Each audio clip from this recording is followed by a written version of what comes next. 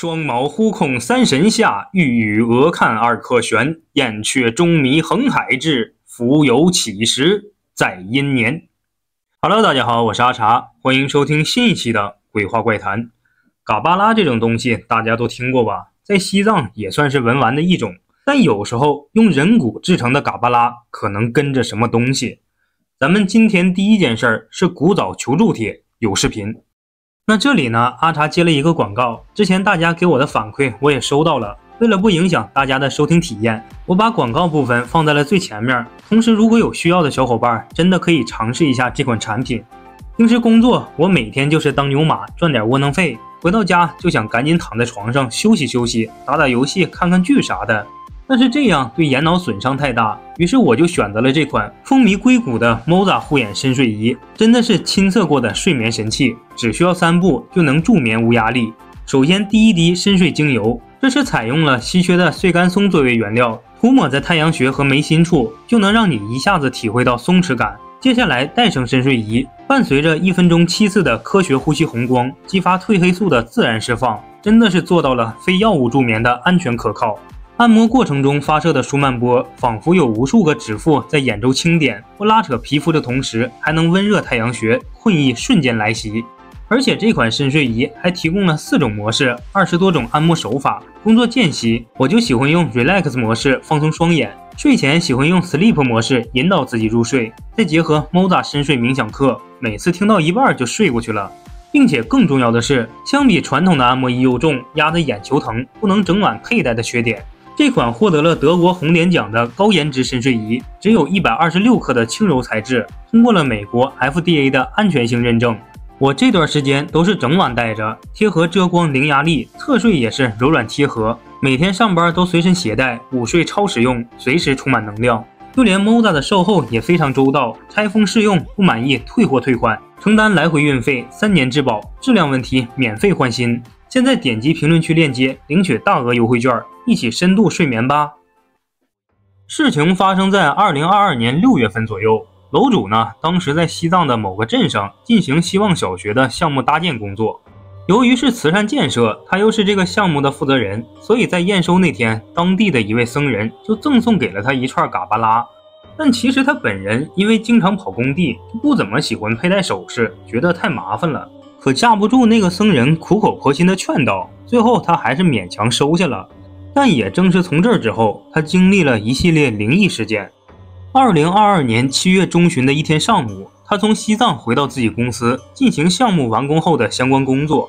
到了办公室，跟几个同事聊天的时候，其中一位叫小刘的女同事就对他佩戴的嘎巴拉产生了兴趣，觉得很有意思，就想让他分给自己几颗，他想跟自己的手串穿在一起当个配饰。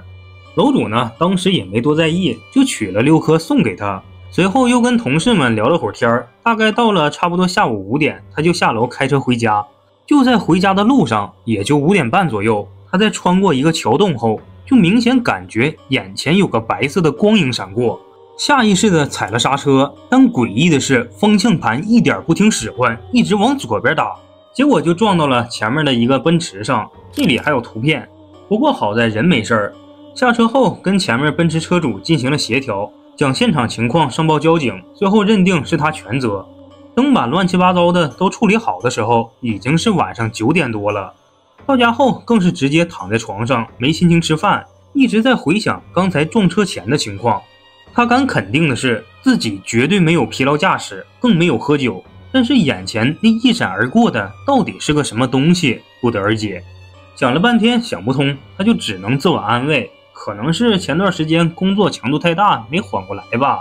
之后就草草睡觉了。自此2022年7月到2023年1月，这期间没有再发生任何诡异的事儿。直到23年2月的一天，他接到了公司的新项目，准备去广西南宁进行新项目的实施工作。和他一起过去的几个同事分别是小刘，也就是管他要手串的那个姑娘，然后是小张、老胡、老范，算上他自己一共5个人。到了南宁以后，他们就在项目附近租了几间房子，作为临时的办公地以及生活住所所用。办公室的场景如上。2023年3月，项目正式开工。小刘因为是女生，所以主要负责项目开工资料方面的事儿，而在3月12号的晚上，小刘由于要准备很多资料，于是就一个人加班到很晚。到了第二天一早，小刘突然就接到自己家里姐姐打来的电话，说是奶奶去世了。那段时间他也因此颓废了很多，可他明明1个多月前还跟奶奶在家过了年，人挺硬朗的，怎么说没就没了呢？并且在这之前，家里是一点征兆都没发现。小刘呢，当天就跟公司领导请了假，浑浑噩噩的订了当天晚上的机票，准备回去。由于楼主跟小刘是老乡，再加上他看小刘的状态不太正常，就干脆也跟公司请了假，陪着他一起回去了。而他跟小刘的嘎巴拉手串也是一直随身带着。到了小刘老家后，小刘家按照当地农村的习俗进行了白事办理，他也跟着忙前忙后，毕竟认识这么久了嘛。然后在小刘奶奶下葬后的那天晚上，亲戚朋友都过来吃席，他坐的那桌席上就有个8、9岁的小孩不停盯着他。小孩母亲看见觉得不太礼貌，还说了孩子几句，可是那个小孩依旧一个劲儿的扭头看着他，他觉得好玩，就笑着逗小孩，说小朋友盯着叔叔看干嘛？是不是看叔叔长得帅呀？谁成想下一秒小孩哇哇大哭，怎么哄都哄不好。小孩妈妈也是急得不行，周围人都看向他们这桌，他都尴尬的能抠出31听了，咋的？自己长得这么吓人吗？后面小孩他妈也是脾气上来了，对着小孩就吼，说你哭啥哭？你娘我还在，有啥可哭的？接着小孩的回答让所有人瞬间齐刷刷的对着他，小孩就指着他说，这个叔叔带来的几个人都跳上桌子把菜抓完了。听完这话，虽说是童言无忌，但是在农村里面，人人都很忌讳一些事儿，特别是小孩的眼睛所看到的东西。他听完也没心思吃饭了，起身跟小刘打了招呼，就回去休息了。好在这一夜安然无恙。等到了第二天，俩人就一起搭飞机回了南宁。在途中无聊的时候，他还把小孩说话的事儿给小刘又讲了一遍。但没想到小刘听完满脸的惊恐，同时也给他讲述了一个事儿。说是在他接到家里传来奶奶去世电话的头天晚上，他一直在加班，大约到了凌晨1点左右，他正打印文件的时候，就突然听到有人叫他的名字，叫声不大，起初他以为是自己听错了，没怎么在意，可没到1分钟，叫他名字的声音再次响起。他第一反应就是这个声音跟自己的姐姐声音非常像，而且这次也没有听错。于是小刘就打开办公室的门，左右探视了一圈，发现连个人影都没有，再加上外面一片漆黑，他一个小姑娘难免有点发毛。之后赶紧关上办公室的门，也不再加班了，匆匆回到自己的房间休息。在听完小刘的讲述后，他依旧觉得不可思议，可一时间又想不出个合理的解释，俩人只能先回到工作的地方，再看情况而定了。回到南宁后，一直到11月风平浪静，他都以为今年就能这样安稳度过的时候，12月怪事发生了。12月6号晚上发生的事儿，让他再度陷入了那种久违的恐惧感。当天晚上，大家伙9点左右就都各自回去休息了，他则是躺在床上刷着手机视频，一直到了10点41分左右，就听到隔壁办公室传来咚咚的动静。那动静明显像是有什么东西掉在了地上，又像是有人在走路。为了安全着想，他打开了手机监控，查看办公室里的情况，但办公室里显示一切正常。接着他又打开回放，看了好几遍发出声音那段时间的视频，就看到了这一幕。大家注意一下左上角那个桌子，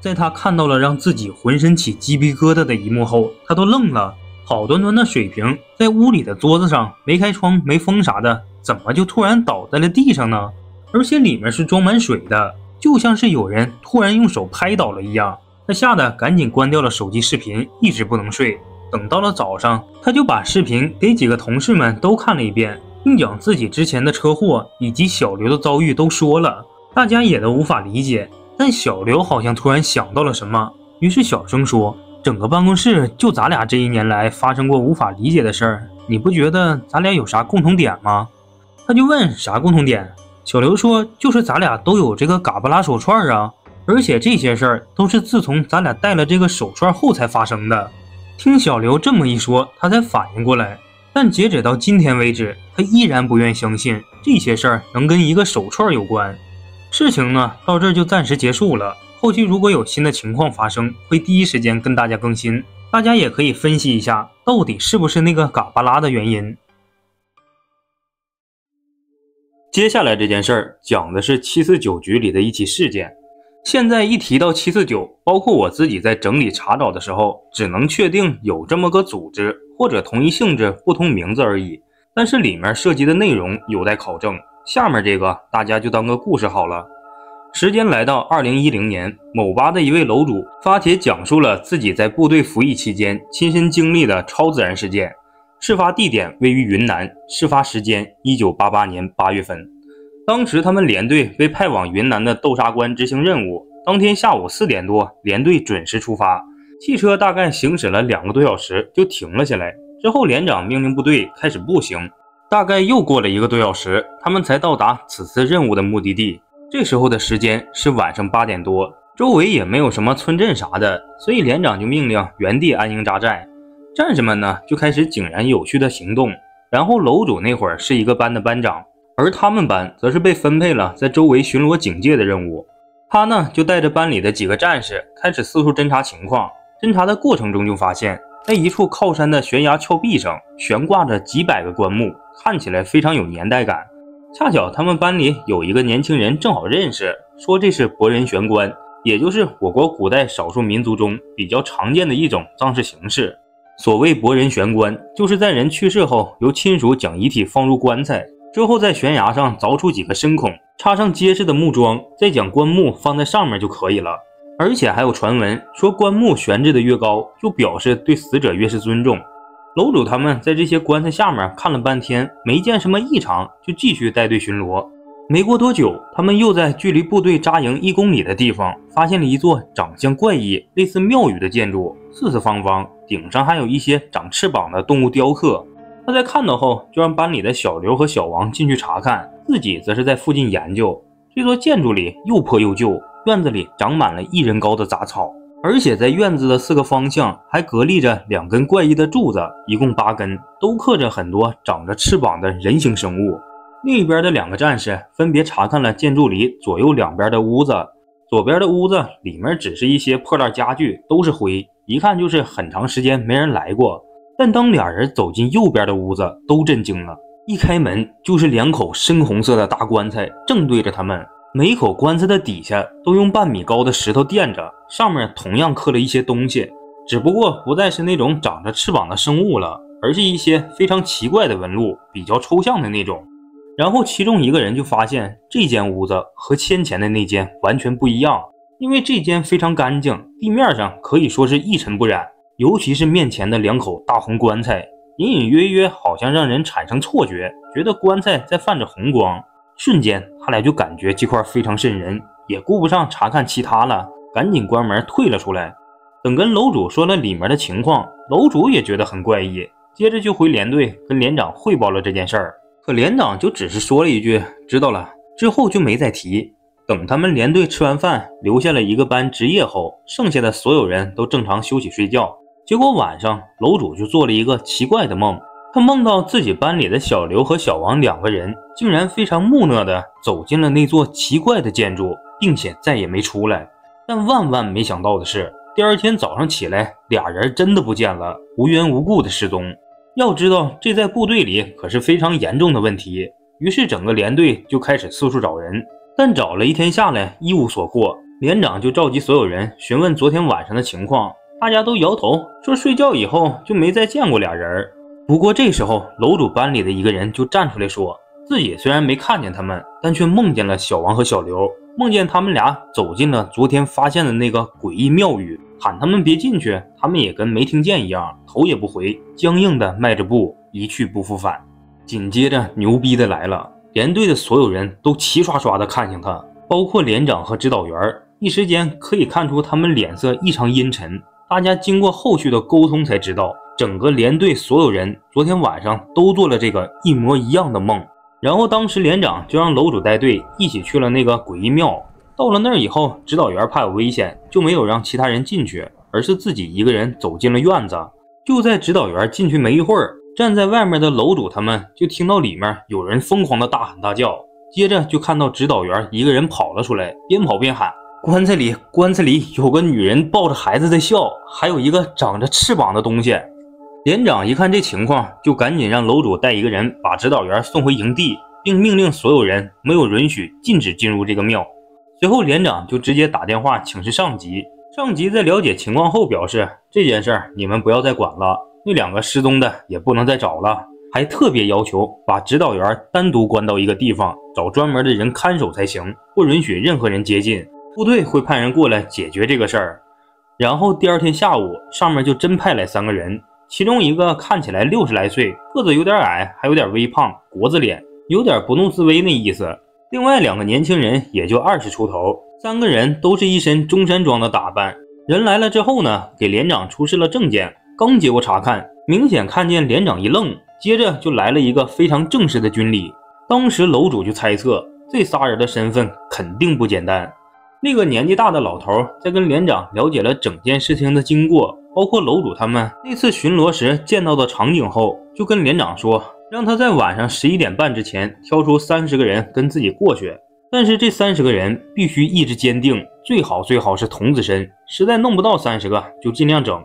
就这么的，一直到晚上11点半，连长带着楼主以及剩下的28人跟着老头来到了那座诡异的庙。行动之前，老头还上前特别强调说，这次任务比较特殊，会有完全不同于战场的恐怖出现，也可能随时会颠覆你们以往的认知。如果你们当中有人害怕或者犹豫不决的，现在就可以出来，放心，不会受到处分的。说完，他就静静的原地等待。要我说，都多余问，这时候谁出来，那以后还怎么进步了？等了有2分钟，老头就开始指挥，2个随他一起来的年轻人分别站在门口2侧，并且嘱咐他们，不管发生什么事儿，首先要保证士兵们的安全。然后又让楼主他们2一组，把整个庙给围了起来，并告知所有人，一会儿不管从院子里跑出来什么东西，别管，直接突突。说完后，老头就自己一个人慢悠悠地走了进去。大约又过了半个多小时，里面什么动静都没有，直到快12点半的时候，楼主他们突然听到里面开始热闹起来，各种怪声噼里啪啦的，但是能很清楚地听见，其中夹杂着应该是那个老头的诵念声。随着时间越来越长，他们包围的队伍里就有几个人顶不住了，说什么看到了天上有个巨大的模糊身影啥的，然后就晕倒了。最后应该是凌晨1点半左右，庙里突然传过来一个女人和一个男人特别凄惨的叫声。随后那个老头就颤颤巍巍走了出来，边走边说，先前失踪的2个战士就在那2口红棺材里面，让楼主他们带人进去，把棺材打开，把人带出来和指导员关在一起，等天亮的时候，他们要是能醒过来就没事了。说完，老头就在随他一起来的2个年轻人的搀扶下走了。